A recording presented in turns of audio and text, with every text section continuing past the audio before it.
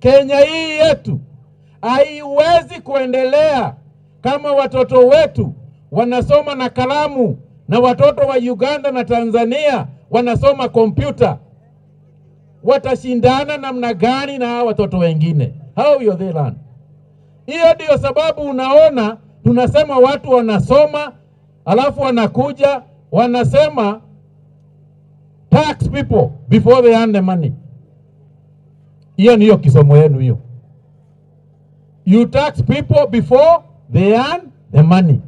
And that is why the purpose of our education must be now going forward to move the Kenyan nation from one of hecklers and hustlers to one of a working and wealthy nation.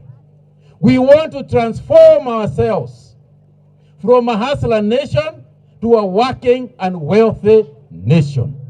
Hakuna mtu anaweza simama hapa, mzazi asimame hapa atuambie what do you want your child to be when you grow up. Aseme nataka mtoto wangu anakuwa hustler. Kama iko hapa mtoto, kama iko mzazi ambaye angeinua mkono juu, tumuulize, do you want your child to have a working wealthy nation ama unataka mtoto akuwe hustler? Wewe inua mkono juu kama unataka mtoto akuwe hustler. I want to inform you that the Ministry of Health has confirmed the first coronavirus case in Kenya. The case was confirmed on the 12th, which was last night, as the first one to be reported in Kenya since the beginning of the outbreak in China. If we continue to behave normally, this disease will treat us abnormally. However, much to our disappointment, we have noticed that majority of our people have continued to ignore these measures and are behaving as if it is business as usual. As I cautioned last week, this disease is not a joke. Kenyans must treat this matter with the seriousness it deserves by adjusting and changing their lifestyles. Well, you can see. Keeping fit. Around. Yes, I've been around. I do not know of a position anywhere that has been created, where it says that, constitutionally, through parliament, through the county assemblies, I have never heard of a seat that is known head of the mountain. All the issues, the differences, the fights that are going on between the deputy president and the president, if indeed there are real fights, because I personally don't believe there are any such fights. And I think they are all political maneuvers, they are all side shows, that exist, are not our business. If you keep on treating this generation unfairly, right? It can teach you a lesson. Those who have not been vaccinated should do so immediately. Those who have been vaccinated and need a booster shot should take the booster shots immediately.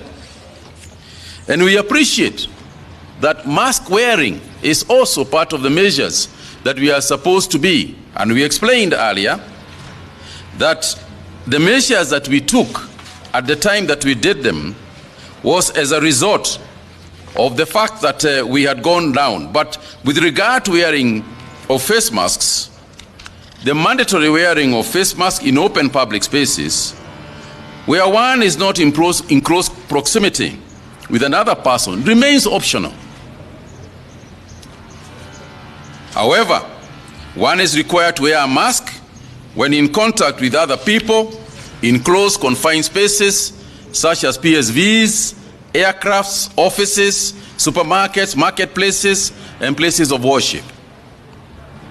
All persons, indoor meetings to continue at full capacity of the venue, but provided that people take measures to be fully vaccinated in order to do so.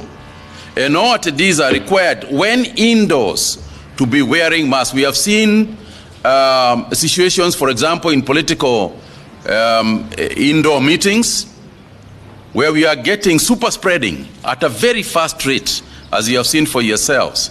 So citizens are urged, Kenyans are urged to ensure that they wear masks and are fully vaccinated who are to attend those meetings that are town hall meetings. We are not restricting the in-person worship, and we shall continue to do so in full capacity. Again, as long as all the congregants and worshippers are also fully vaccinated. We also require worshippers to wear their face masks while inside the places of worship.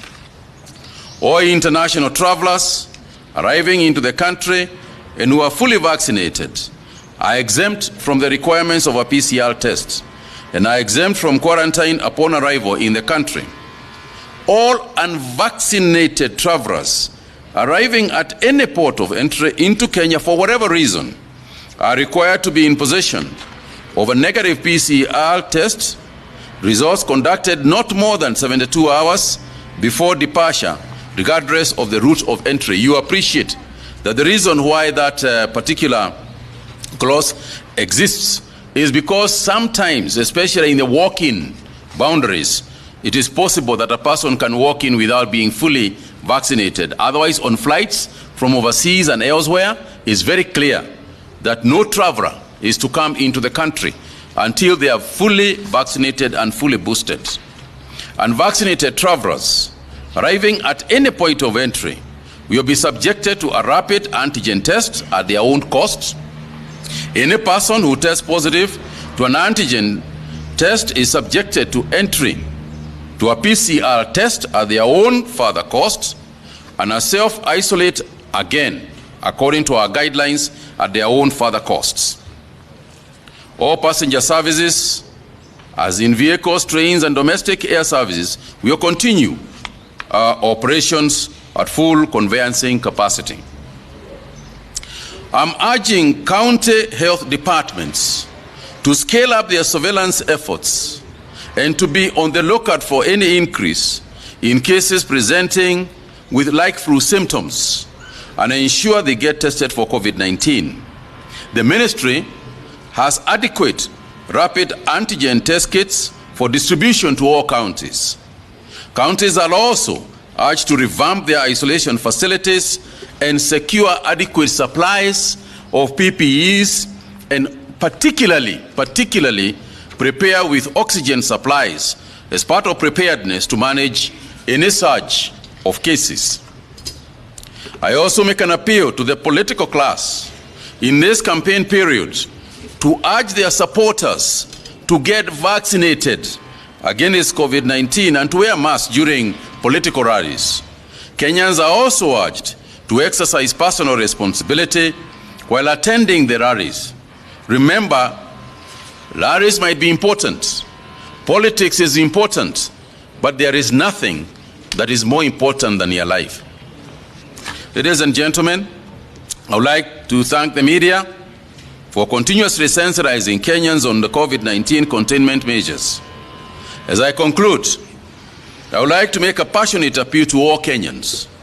Please join us in this campaign to ensure that many people are vaccinated.